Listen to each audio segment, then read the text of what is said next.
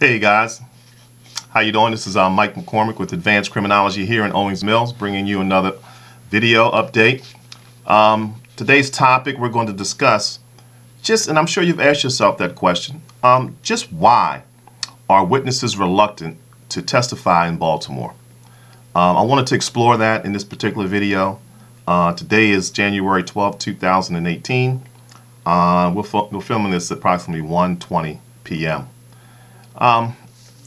Let's take a look at some things just recently over the past few months, and the witness issue is pretty much illuminated since the death of Detective Sean Suter. Basically, it had to do with the huge award that was offered by various agencies around the country and within the state to the tune of $215,000. And still we have no suspects and no one in custody since the detective's murder. Now, one of the things that I certainly took offense to, and I thought, I dwelled on this for a while, and I was doing other things, but one of the things that I took offense to was the fact that you had some folks in the criminal justice system who deal with people who are witnesses, people who work with informants all the time, and quote-unquote snitches, if you will. And they basically made statements to the media outlets that folks in Baltimore would generally tell on anybody for free. So if they're not telling for free, what would make them tell? Why not make them tell if we increase the value of the reward? But what the problem is that you have to realize that most people put a value on their own life, no matter what. Now, when it comes to the law certainly puts a value on your life. If you're killed in a car accident, if you're incarcerated illegally and you sue, if you're shot, by the police department and you're killed, and all happens to be where it was a wrongful death, the law will put a value on your life. But no one can actually tell you, how to value your own life. And so when it comes to becoming a witness in any case, that's the first thing that most people think of is the protection of their own life and the protection of their family as well. So I took offense to that statement about the value of the reward. I believe it was November 16th, where the commissioner came out and he said, or he was asked by the media about what do you think about the reward at $69,000, and he said, well, it shouldn't cost 69 cents. And in theory, if we were all citizens who, follow the moral parameters set up by us, the individual, morality says you step forward and you tell the truth. Morality says you do a lot of things where you step forward and you become a witness and you tell the truth. However, folks will always look to protect themselves. That's just the nature of human existence, to protect yourself and your family. So I wanted to make mention of that. I also wanted to discuss, and the commissioner knows this quite well, he knows the reasons why people do not come forward.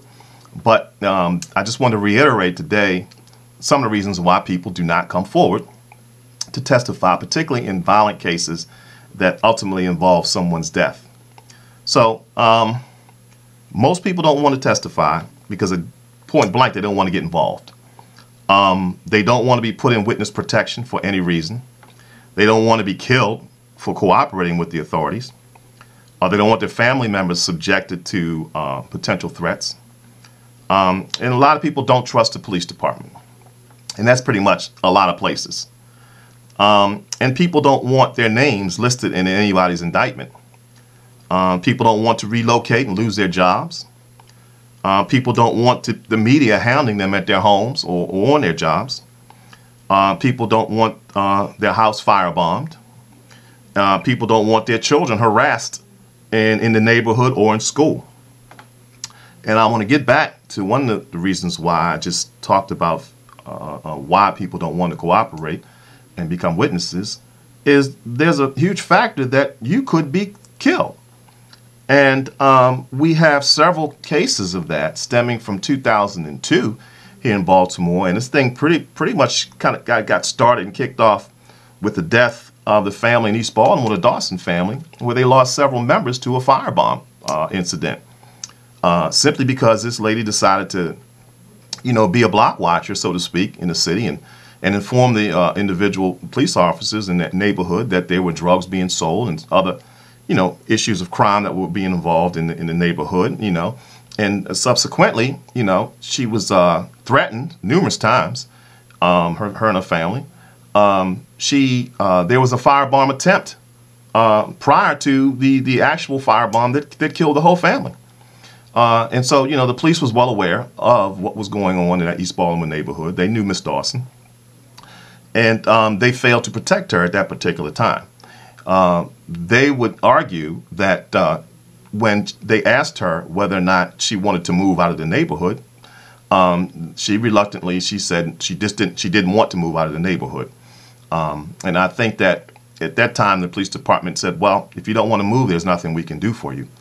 Now, since that time, we're talking 2002, we can flash forward to 2016, where now there's a policy by Baltimore City, Policy 805, that talks about victim and witness assistance relocation, and that's dated 1 July 2016, where now they talk about, in general, the practice of victim and witness intimidation creates an atmosphere and a fear of non-cooperation within the community, and reduces the public confidence in the criminal justice system and the ability to protect them.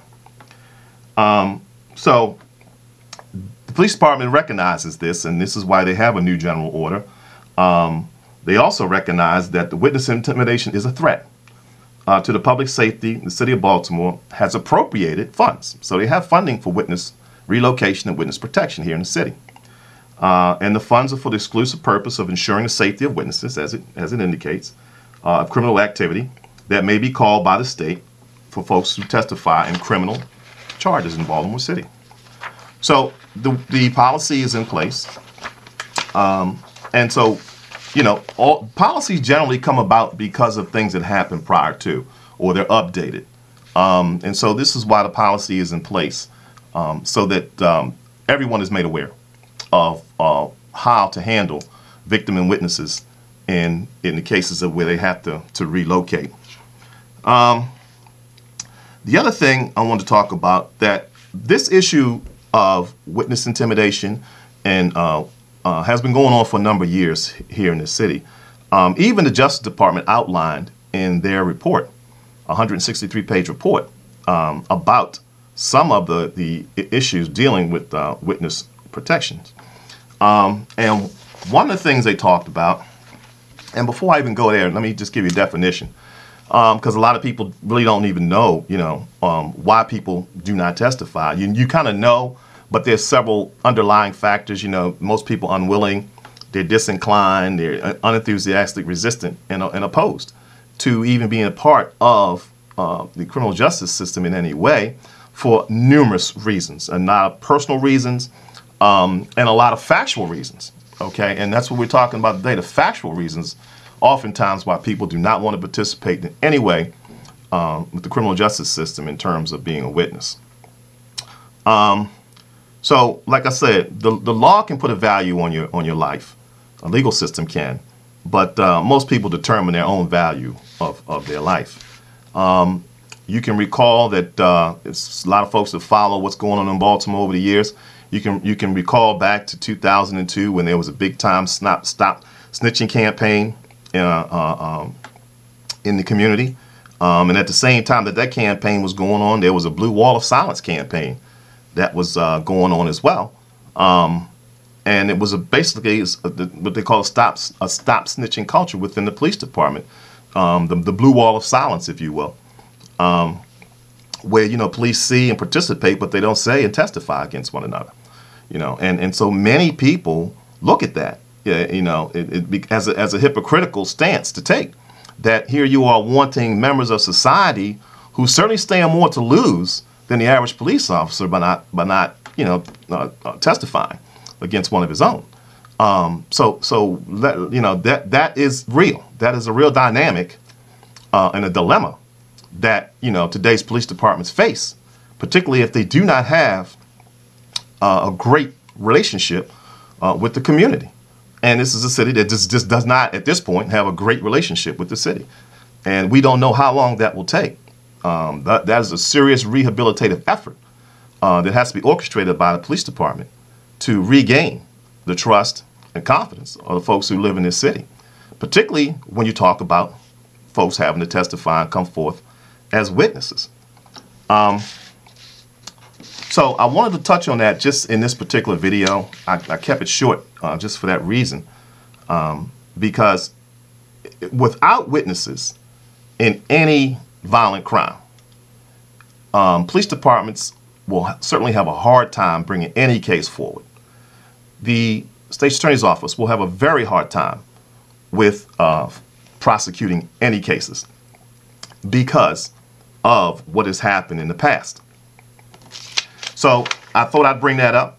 I didn't want to get too far deep into that because I have a follow-up video that that deals with the investigation so far of Detective Sean Suter and kind of what happened in the early parts. I'm sure you guys watch TV. I watched the series too. It's called 48 Hours, and that show is a show that kind of depicts when homicides happen, how important, how critical are the first 48 hours for an investigation, a preliminary investigation to start getting underway.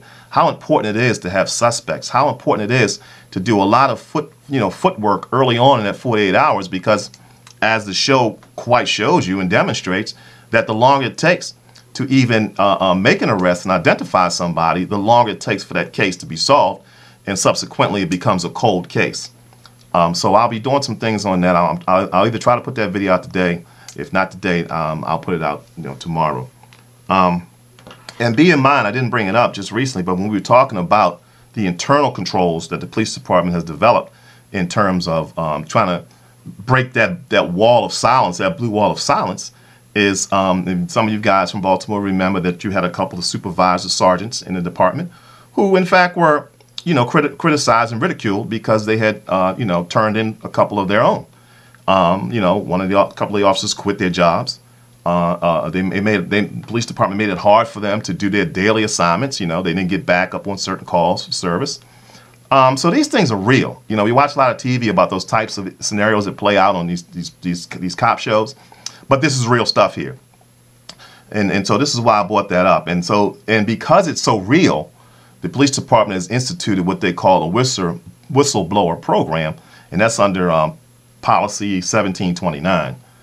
If you look that up, you can go. It goes into great detail about what the whistleblower policy is. And I've often said this before, that even when you put a policy in place, you have to measure policy. Policy has to be tested on a regular basis to make sure that the policy can be enforced, that the policy is being to the point where we can make some evaluations of whether or not it's good policy or bad policy. And so, my contention has always been, when anytime you put out a policy, particularly when you're talking about people who in companies who have to come forward and give up information about, what's happening in terms of employee behavior, bad behavior, you need to be able to have some measurements in place to collect data to determine whether or not this is a policy that's even being enforced. So the jury's out with me in terms of enforcing a whistleblower policy, because I would like to see the numbers after maybe a year, just to see how many police officers came forward to, in fact, let their supervisors know that they have been part of what they thought was misconduct on the department. And in fact, the procedures even mention this on page 2 of 3. It says that all members of the BPD have an affirmative duty to report violations of law and serious acts of misconduct or failures to perform actions defined in departmental policy, procedures, and rules, and failure to report shall result in corrective or disciplinary action. Okay, so the policy is out there. Okay, so when you look at the series of events where racketeering and corruption and other misconduct issues, maybe not to that level, go on in the department, who's stepping forward and who will step forward to be protected under this particular policy. So I just thought I'd bring that forward. As I said before, I'm going to some other stuff very shortly on the next video. As always, I need you guys to subscribe and hit the red button down the bottom. If you have any comments, you make your comments as usual. I'll try to get back to you same day, if not same day, within the next couple of days. I thank you once again for listening to Criminal Justice Matters, and I'll see you next time I post.